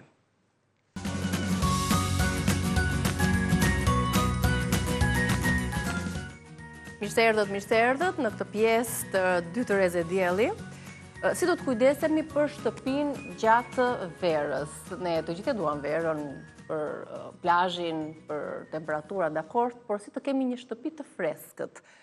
Si të lajmë dhe të pastrojmë dyshekun tani në verë, sa shpesh duhet t'i ndrojmë dhe t'i lajmë çarçafët, këllëfët, cilat materiale na ndihmojnë që të qëndrojmë pak më freskët, sepse dhe materialet ku flem, çarçafët edhe këllëfët e jastëkve sigurisht na ndihmojnë për të përballuar vapën, janë detaje të vogla, por që bëjnë diferencën.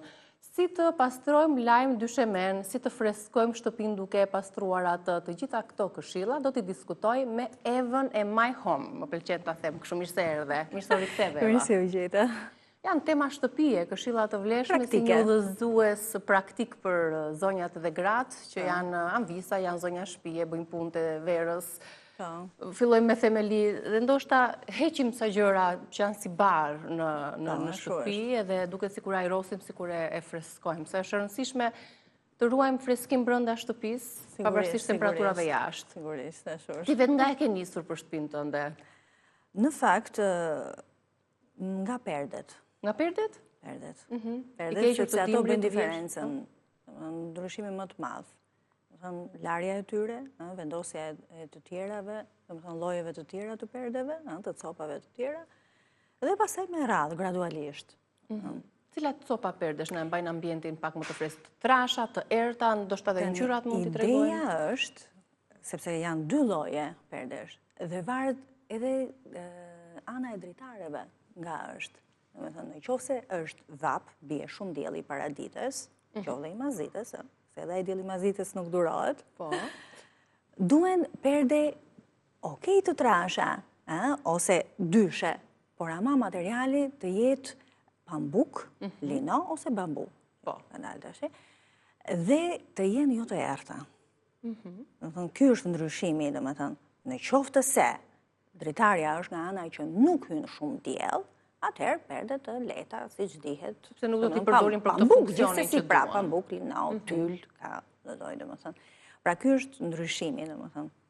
Ka perde që janë dyshe, pra që nuk lejojnë nxehtësinë të hyjë, domethënë të trasha. Cilat materiale na e bëjnë më vap brenda të perdeve? Kuptoj, sintetike. Siç jemi në rrobat e trupit. Duhen vetëm pambuk, lino edhe bambu. Janë shumë të buta, domethënë mbajnë freskët. Por duhen dyshe, nëse hyn dielli shumë i fortë brenda, Dhe krijon si thua një barrierë. Një barrierë, pra gjatë kohës dhe mban freskinë brenda të ne do t'i mbyllim ato, si bie. Do t'i mbyllim perdet. Sigurisht. Materialet që përzgjodhëm që mos mbajmë ato. Të paktën të bëjmë një farë ndryshimi të vogël, po është dikon pak. Po, ndihmon. Perdet të mbyllura, kondicioneri i hapur apo jo? Sigurisht. I ndezur për minutazhin dhe duke respektuar edhe gradacionin. Normalisht. Nëse jashtë është shumë vap, brenda nuk mund ta kemi dhe shumë. Po si nuk duhet mbajtë edhe shumë hapur sepse thanë dhe ajrin, kuptohet. Ja, këtu do ndalim te tharja e ajrit. Çfarë bën ti për të shmangur këtë tharjen e ajrit nga kondicioneri? Tani, puna është që nuk duhet mbajtë shumë hapur gjithë ditën, kuptohet, duhen dhe aerosja, pra duhen hapur dhe dritarët herë pas here. Kuptohet, nuk mund të më rish mbyllur, domethënë gjithë ditën e ditës apo gjithë natën. Aq më keq natën duhet patjetër dritarët hapura, sido që të jetë temperatura jashtë, domethënë dihet ajo, që të qarkulloj ajri. Plus që janë ato filtrat që themi të kondicionerit që duhen pastruar vazhdimisht, sepse ato lëshojnë edhe një lëndë shumë të bezdishme. Sidomos ku ndryshon sina, sepse ndryshon dhe, domethënë, ka ndenjur aty, ka qëndruar për një kohë të gjatë. Nuk është përdorur, domethënë, në pranverë nuk hapet normalisht, qoftë edhe në vjesht. Ndryshimi edhe nga vera në dimër, duhen. Nga perdit kalojmë tek ai këndi te divanët, gradualisht i marrim me radhë deri të dalim në dysheme, sepse shumica ka batanie apo ato mbulesat e leshta apo mbulesat e trasha që ka përdorur dhe kanë qëndruar aty, po ai element pikërisht ti shtrihesh dhe bëhesh qull në djerës nga vapa, sepse këtë vap trupin ta ndes edhe materiali i divanit. Çfarë duhet të shtrojmë aty? Dysheku, domethënë janë sigurisht siç thash për perdet, ashtu është të njëjtat materiale, pra bambuku, papukush dihet i pari, lino dhe bambu. Domethënë këto janë, jo gjëra sintetike, sa më të lehta. Dhe ka të bëjë dhe ngjyra, ngjyra sa më të hapura, të çelta.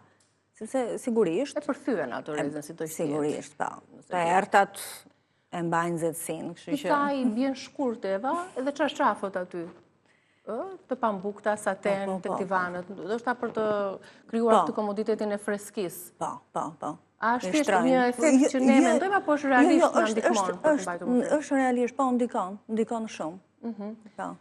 Tjetër, kalojmë tek dysheku. Ne kemi sjell disa variante her pas here se si të pastrojmë, si të lahen dhe mos patur ato njollat e çuditshme, njollat kafe të verdha në dyshek që vijnë nga konsumimi i tepërt i tij. Gjithsesi, për këdo zonjë që ka menduar të pastroj të laj dyshekun vetë. Tani ka dhe mjete, kompanitë të cilat në ndihmojnë për pastrimin, por nëse duam që ta lajmë vetë dyshekun, na jep disa këshilla. Larja është tjetër gjë, pastrimi është tjetër gjë. Nëse kanë mundësi, ka larje me avull. Larje me avull është vetë pajisja e lanë. Nëse do me pastru, atëherë është ajo që kam thënë dhe për jastëkët, për çdo gjë tjetër, edhe për tapetet, kam thënë me sodë buke ose me miell misri. Me miell misri? Po. Ma trego pak të përgjithshëm. Të dyja, domethënë, o këto o ato, domethënë jo të dyja njëkohësisht, gjithmonë kam thënë përzierje, jo kotëm kot, domethënë. Dhe ideja është që duhet ta spërkati mirë të gjithë dyshekun dhe do ta lëm minimumi 2 orë. Me sodën ose me miellin e misrit? Kush bën më shumë punë, soda apo mielli misri? Të dyja. Cilën të kenë në shtëpi. Domethënë kush është më Pra e spërkasim dyshekun me njëra prej tyre. Jo pak. Mirë, domethënë në mënyrë të njëtrajtshme. E lëm dhe pastaj vëm shesim me korrent. Tani gjatë kësaj kohe, 2 orë, qoftë edhe 3 orë, e mira është edhe 3 orë, ka bërë punën e vet. Pra, ka thisur të gjithë, domethënë yndyrnat e trupit, ka thisur të gjithë papastërtitë, mikroorganizmat, domethënë të gjitha i ka thirrë, qoftë soda e bukës, qoftë mielli i misrit. Këto kompani ku pastrojnë ose kur të dim ne se çfarë ka brenda një dysheku, nuk qëndrojmë aty, nuk flejmë më, aq papastërti, pavarësisht se duket në pamjen e jashtme që është gjithçka okay, po imagjinoni se çfarë ndodh brenda, sepse prandaj është avantazh që nuk i shohim dot me sy të lirë. Trupi unë kur fle, lëshon këto qelizat e vdekura. Edhe i lëshon ato në çarçaf, i lëshon në dyshek, në mënyrë të vazhdueshme, 2 herë, 3 herë, sa mund të shtrihemi, në jastëk gjithashtu dhe gjitha këto deportojnë. Plus që fillojnë ato problemet, jo alergjit, jo problemet shëndetësore. Personat alergjik duhen patjetër, domethënë jo ta lënë mas një stine për ta pastruar. Zakonisht duhet çdo 2-3 muaj. Të pastrohet në këtë mënyrë. Është një pastrim, jo larje, thamë është ky pastrim që përfshin. Sota pas saktove ti. Si përsit. Është në një mënyrë shumë e mirë. Praktike, nuk është se lodhesh. Se ka të bëjë dhe kjo që edhe se nga gjithë këto punë që kemi në shtëpi, paktën lehtësojmë veten me. Pasi e kemi përthithur sodën apo mjellin e misrit me fshesën me korrent. Kemi ndonjë veprim tjetër? Jo. Tashi gjëja e parë që duhet bërë, që nuk e thash në fillim, është aerosje në diell. Po jo çdo kush e ngren dyshekun dhe e vendos në dritare, balkon apo dyshekët tek janë më të kollaj, po dopjot janë shumë të vështirë për të ngritur. Po. Kështu që ky është momenti, domethënë puna e parë, veprimi i parë që duhet bërë, pra dielli është. Ndoshta dyshekun nuk e çojmë dot në balkon dhe në dritare, po për shembull çarçafët mund të kujdesim, mbaj mend prindrit tanë gjyshet çdo mëngjes i mblisni çarçafët dhe i shkundrin. Kjo dihet. Kjo dihet shkundur, edhe madje edhe bataniet, çfarë ishin, domethënë i mbanin në diell për aerosje. Për aerosje, për të shkundur si shkundin dhe i mbanin edhe aty pastaj. Domethënë si shkundin i mbanin që të rinë në diell. Dhe jastëkët. Unë i mbanin në diell. Tani duke u rikthyer kësaj pjesës të mbytim vapën edhe përmes gjërave praktike në shtëpi. Te pjesa e çarçafëve, çfarë materialesh rekomandon, sa shpesh duhet i lajmë ato tani në verë, këllafët? Po këto.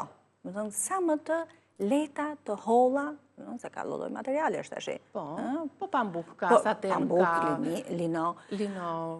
Saten, për mendimin tim, nuk ndërhyte, po unë them vetëm pambuk, lino dhe bambu. Nuk përdor asgjë tjetër dhe të çelura, ngjyra të hapura, dhe larja, me që më pyetët, larja tash duhet bërë jo një herë në javë, domethënë si çdo jetë që ndrohen çdo ditë shtunë. Çdo të shtunë bëjmë pa punët me themelin, ndrojmë edhe çarçafët. Jo, është verë, është vap, domethënë djersisim gjithë ditën. Ka shumë tipe alergjik, duhen ndruar. Çdo 4 ditë, çdo 4-5 ditë.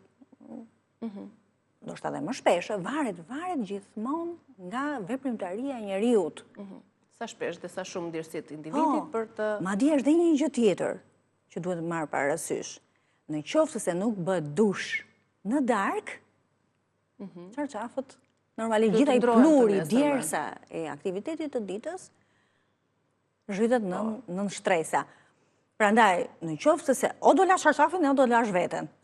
Tash kush i bie më ekonomikisht më mirë. Normalisht vetja, 10 minuta gjë apo 1 orë gjysmë apo 2 orë çarçafët. Dhe më thellë, ajo djersa, pluri. Sigurisht, prandaj. Pa pastërtia që mundohemi të dushi të bëhet natën para gjumit. Është gjë e mirë. Kalojmë tek peshqirët.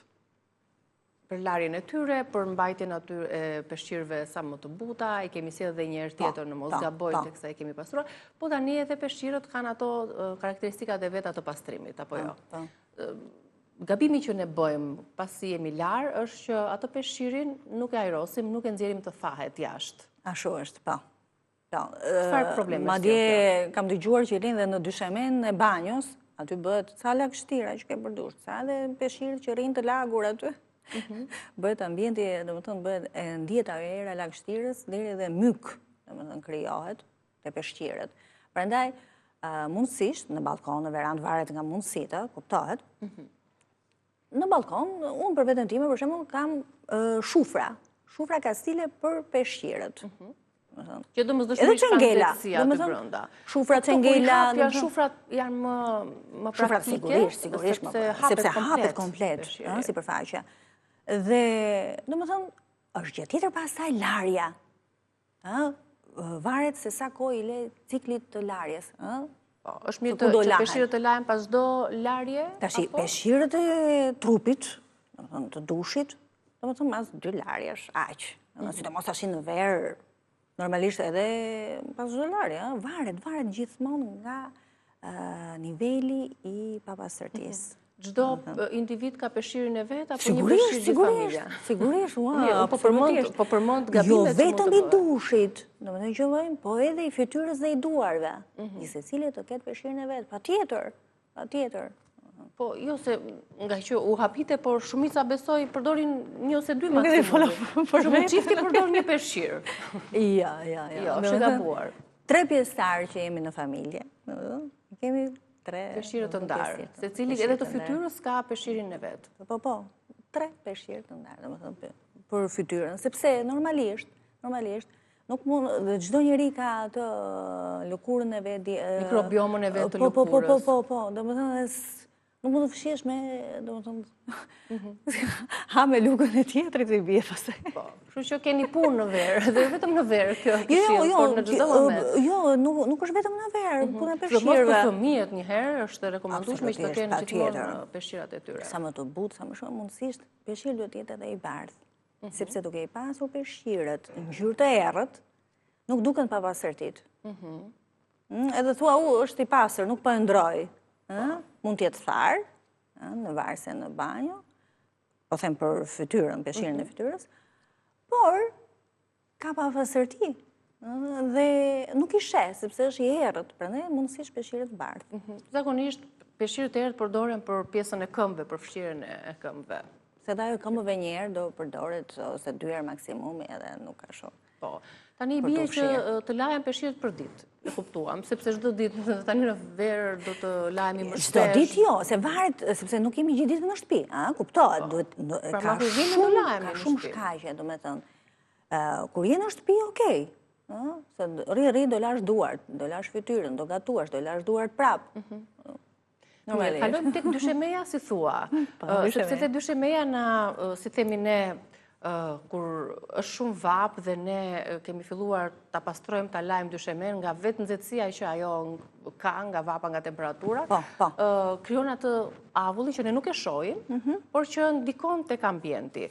Kur duhet larë dyshemeja tani në verë edhe si ta pastrojmë? Marrim 2 rastet, kur kemi dyshemen me pllaka dhe me parket. Tani, me pllaka është kollaj fare. Sepse plaka janë vetë ftohta. Plaka në shtëpinë apo jo? Më freskët. Dhe mund të lahet sa herë të duash, domethënë.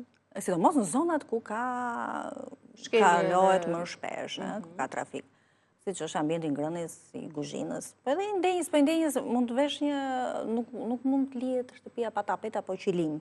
Dhe sigurisht që...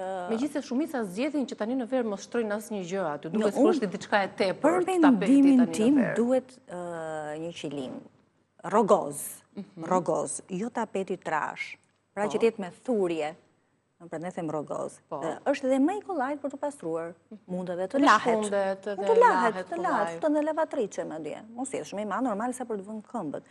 Duhet një qilim, pa tjetër, në ambientin e ndenjes. Por dhe të kuzhinës, flasim për parketin, se plakat nuk kanë një gjë, din të gjithë, i ve një shtupe dhe e freskon.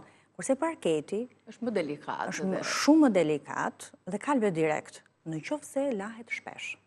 Më mirë të vihet fshese me korrent shpesh. Që mbledh ato plurat edhe... Plurat dhe thërrimet. Thërrimet gërvishtin parketin, qoftë druri, qoftë laminat. Dhe më tepër të vihet fshese me korrent, se sa të lahet me shtup. Në qoftë se do lahet me shtup, prap nuk do lahet shpesh.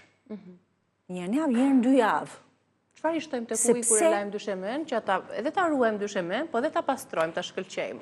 Zakonisht kam thënë që me uthull molle dhe pak vaj ulliri për drurin. Domethënë kur është parket. Pa të shkëlqimin vaj ullirit apo? Se dikush mund të mendojë që po sikur ajo i ndyra, sikur vetë më shumë. Jo, sepse bashkëvepron me uthullin. Nuk e lejnë që të ashtu. Thjesht është për një shkëlqim dhe për një si lustrim.